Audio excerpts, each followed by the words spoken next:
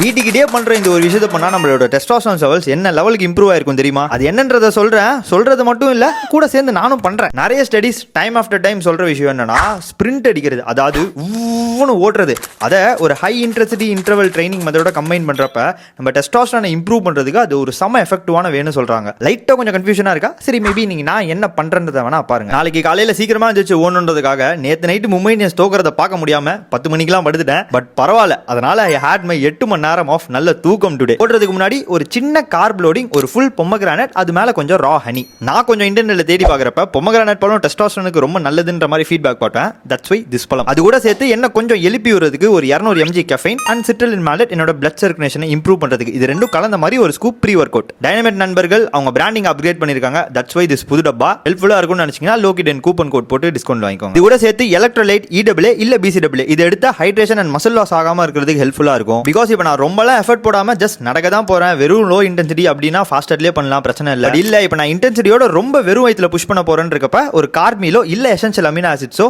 Little உதவியா. ஸ்பிரிண்டிங்கை பொறுத்த வரைக்கும் ஃபர்ஸ்ட் ஆஃப் ஆல் நான் ஒரு தப்பான இம்ப்ரெஷன் வச்சிருந்தேன். நான் என்ன நினைச்சேன்னா, உவ்வளவு ஓடணும், ஒரு நிமிஷம் ரெஸ்ட் எடுக்கணும், திரும்ப உவ்வளவு ஓடணும். But that is completely wrong. ஒரு நல்ல HIIT செஷனுக்கான எக்ஸாம்பிள் காமிக்கணும்னா, இங்க இருந்து என்னோட கம்யூனிட்டி கேட் வந்து பாத்தீங்கன்னா போயிட்டு வந்தா 3 கிலோமீட்டர் ஆகும். நான் இங்க இருந்து அந்த மரம் வரைக்கும், அந்த பேனர் வரைக்கும் சொல்லிட்டு ஒரு 10 பாகமா பிரிச்சிருக்கேன். இப்போ அந்த குறிப்பிட்ட டிஸ்டன்ஸ்க்கு என்னோட 90 to 100% போட்டு உவ்வளவு ஓடுறப்ப என்னோட ஹார்ட் ரேட் 174 என்ன ஜோன் 5 கிட்ட போகும். அதுக்கப்புறம் அது கம்ப்ளீட்லி இறங்கி 100 கீழே வர வரைக்கும் நான் ரெஸ்ட் எடுப்பேன். அது 1 நிமிஷம் ஆனாலும் சரி, 3 நிமிஷம் ஆனாலும் சரி. ஒன்ஸ் நார்மல் ஹார்ட் ரேட் வந்தக்கப்புறம் திரும்ப ஸ்வைங்னு ஓடணும், திரும்ப குவைங்னு இறக்கணும். உங்களுக்கு ரொம்ப குழப்பமா இருந்துச்சுன்னா வீடியோவை பாஸ் பண்ணி இந்த பிக்சரை ஒரு 5 செகண்ட் பாருங்க.